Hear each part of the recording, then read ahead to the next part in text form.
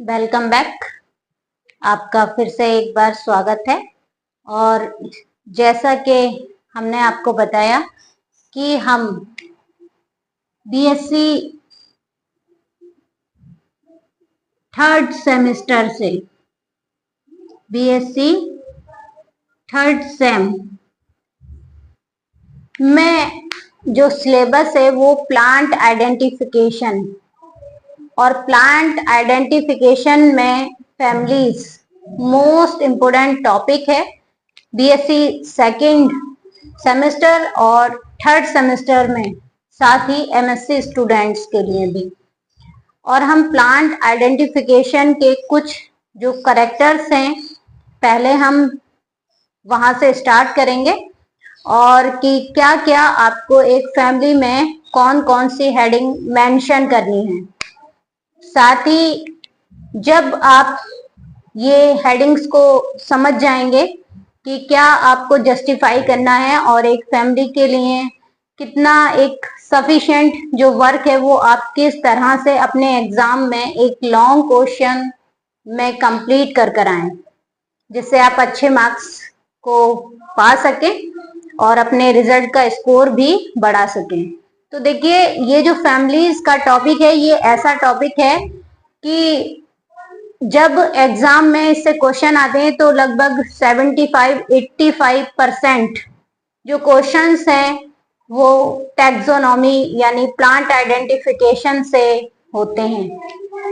और हम plant identification में सबसे पहले जो कुछ करेक्टर्स हैं हम उनकी बात करेंगे कि आपको कौन कौन से प्लांट के करेक्टर्स लर्न करना है, और फिर उसके बाद में एक एक कर कर इन करेक्टर्स के सिंबल को डिफाइन करेंगे कि किस करेक्टर के लिए आप कौन सा सिंबल यूज करेंगे।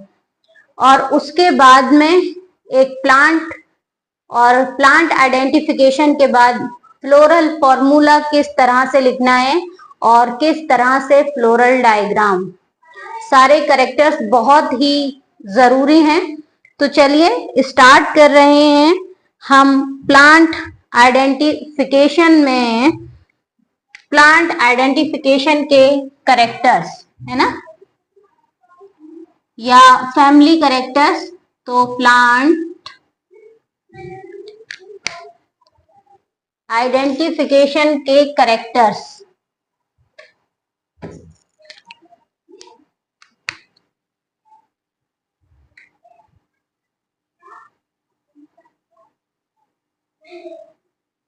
characters of plant identification।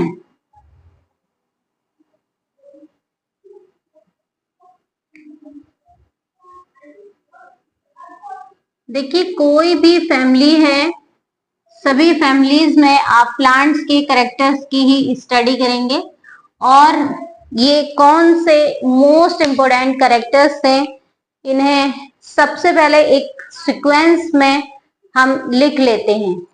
तो चलिए सीक्वेंस में लिख लेते हैं। सबसे पहले कोई भी फैमिली है तो किस तरह से आपको कौन कौन सी हेडिंग कंपलसरी है।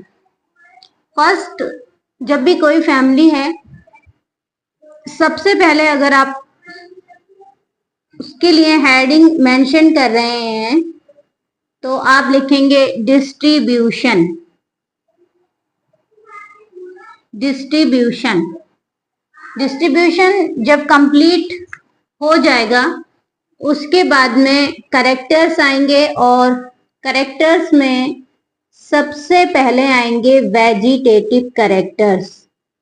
दो करेक्टर्स होते हैं, vegetative characters and floral characters. Okay, अब वेजिटेटिव करेक्टर्स में आप डिस्ट्रीब्यूशन को कुछ भी नंबर दे दीजिए, जो भी आप मेंशन करना चाहें, नहीं तो आप हेडिंग्स में मेंशन कर दीजिए। वेजिटेटिव करेक्टर्स के अंदर आप क्या क्या मेंशन करेंगे? फर्स्ट, सबसे पहले habit. Second one is habit के बाद रूट्स, जो प्लांट की जड़ है उसके बारे में आप डिफाइन करेंगे। सेकंड है ये, सेकंड, थर्ड नहीं है, क्या है? सेकंड। चलिए, अब जब रूट को आप डिफाइन कर देंगे उसके बाद में आप क्या आइडेंटिफाई करेंगे? स्टेम के कैरेक्टर्स को पहचानेंगे कि किस तरह का आपको किस फैमिली के प्लांट्स में, मेंबर्स में स्टेम के कैरेक्टर्स दिखाई दे रही हैं। स्टेम कंप्लीट होने के बाद में स्टेम पर पाई जाती हैं पत्तियां यानी लीव्स। तो लीव्स के कैरेक्टर्स को आप लिखेंगे, शो करेंगे। अब जब ये सारे वेजिटेटिव कैरेक्टर्स कंप्लीट हो जाते हैं उसके बाद में लिखना है फ्लोरल कैरेक्टर्स। क्या लिखेंगे?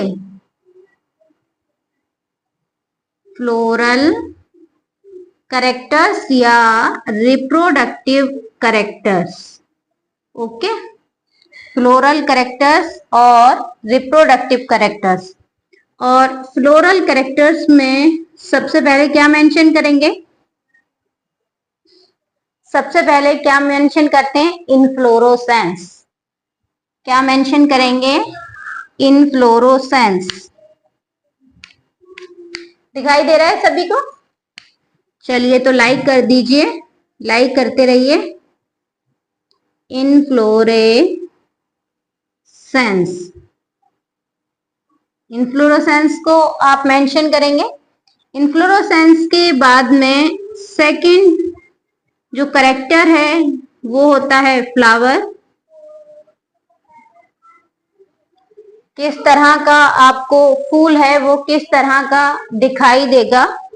और अब जो फ्लावर है इसमें आपको कौन कौन से कैरेक्टर्स देखने हैं? चलिए, फ्लावर में हम मेंशन करते हैं क्या क्या आपको ऑब्जर्व करना है। कैलिक्स, कोरोला, बाद में डिफाइन करते हैं कि क्या टर्म क्या कहलाता है ना। एंड्रोशियम,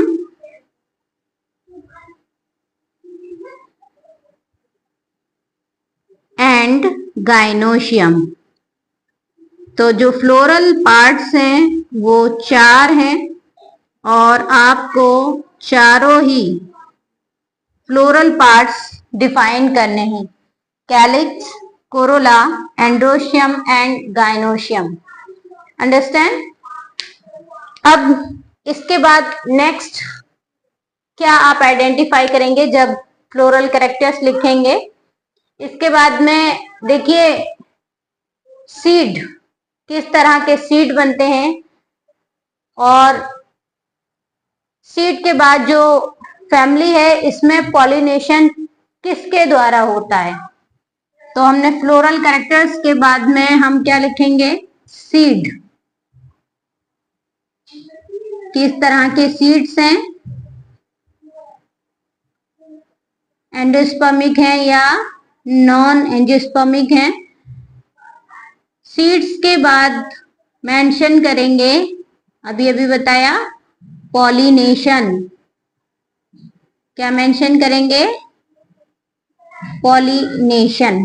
ठीक, जब ये कैरेक्टर्स कंप्लीट हो जाते हैं प्लांट आइडेंटिफिकेशन के, तब मोस्ट इंपोर्टेंट कैरेक्टर्स जिसे एग्जाम में एग्जामिनर्स के द्वारा, टीचर्स के द्वारा सबसे पहले चेक किया जाता है। देखिए, मैं अगर कभी फैमिलीज को चेक करती हूँ तो मैं मोस्टली केवल इसी से आइडिया लगा लेती हूँ कि बच्चे ने क्या लिखा है। फ्लोरल फॉर्मूला बहुत ही जरूरी है। फ्लोरल फॉर्मूला और फ्लोरल फॉर्मूला के बाद फ्लोरल डायग्राम। ठीक है, इस सीक्वेंस में आप एक फैमिली के कैरेक्टर्स को अच्छी तरह से लर्न कर लेना, पढ़ लेना। देखिए, इनको पढ़ने के लिए कोई ज्यादा मेहनत करने की जरूरत नहीं है। आप सिंपल सा एक डायग्राम अपनी नोटबुक पर रफली बना लीजिए और इस रफ डायग्राम में आप एक ट्री को मेंशन कीजिए। ओके, ट्री पर जो भी ब्रांचेस हैं आप उनको भी बना सकते हैं और इस ट्री पर बहुत सारी लीव्स भी बता सकते हैं, है ना। इस तरह से आप एक डायग्राम से सारे जो हेडिंग्स हैं इनको लर्न कर सकते हैं। तो वेजिटेटिव और रिप्रोडक्टिव या फ्लोरल कैरेक्टर्स के लिए बहुत ही कंपलसरी है कि आप किस तरह से एक हेडिंग्स को लर्न करेंगे, है ना। तो देखिए, ये सबसे बेस्ट और अच्छा तरीका है। आप जब भी कभी अपने हेडिंग्स भूल जाएं, फटाफट रफली आप यूज रखिए। First one is root, shoot यानी स्टेम, लीव्स। ओके, अब ये ट्री है, हर्ब है, श्रब है, इसके लिए हैबिट। फिर भी आप ये सब लर्न कर सकते हैं। उसके बाद में फ्लोरल कैरेक्टर्स, यानी आप फ्लोरल कैरेक्टर्स पर आ जाइए और आप एक फूल का एक छोटा सा डायग्राम अलग बनाकर मैं आपको बता देती हूं कि किस तरह से आप लर्न कर सकते हैं। तो पहले इतना आप वीडियो को लाइक कर लीजिए और एक एक कर हम अभी जस्टिफाई करेंगे कि कैरेक्टर्स किस तरह से, किस कैरेक्टर्स में कौन से टर्म्स यूज होते हैं। तो वीडियो को लाइक कर लीजिए और नेक्स्ट पार्ट में हम इसके आगे का टॉपिक आपके लिए लेकर आ रहे हैं।